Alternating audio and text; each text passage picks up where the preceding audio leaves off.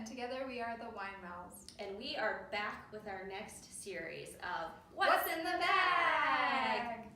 This series we're going to be focusing on terroir. Terroir, you say? What is this fancy word that I use often but don't know what it means? You're going to have to stay tuned for that. But we have picked 6 wines that we love, but also that is going to help us explain terroir to you. Including a North Carolina wine, of course. So stay tuned. Yeah. But let's dive in just to give everybody an introduction of what is terroir.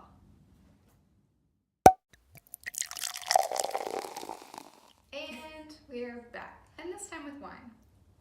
So terroir comes from the French term terre, which means land.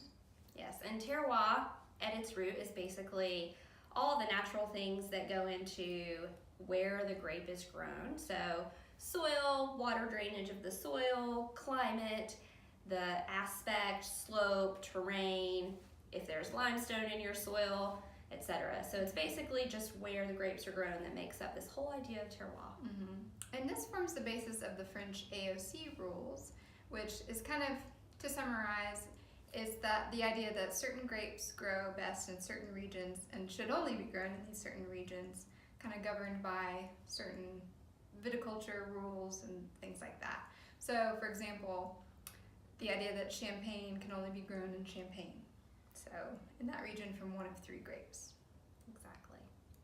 And so if we boil down the idea of terroir, it's basically the nature versus nurture argument for grapes. So terroir is the nature argument where it's basically all about the place where that grape is grown and how that grape is grown in its conditions is going to affect the final wine.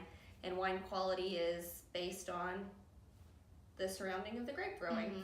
So if you have good soil and a good environment for it, then you're going to have good wine. That's that idea.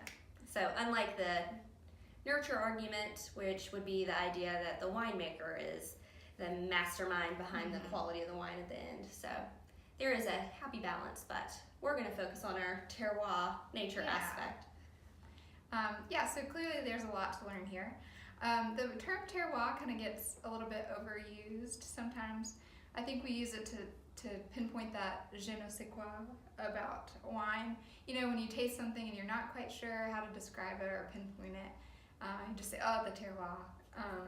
But, you know, we hope that you'll learn a little bit more as you go through this series with us. Yeah, and we're going to use our 6 wines to kind of do a nitty-gritty dive into specifically soil and climate and terrain and how all those affect wine. And also we're going to use some traditional examples of different regions across the world so we can pinpoint this idea of terroir. Yeah, so it should be fun. And stay tuned. And don't forget, Embrace your wine mouth.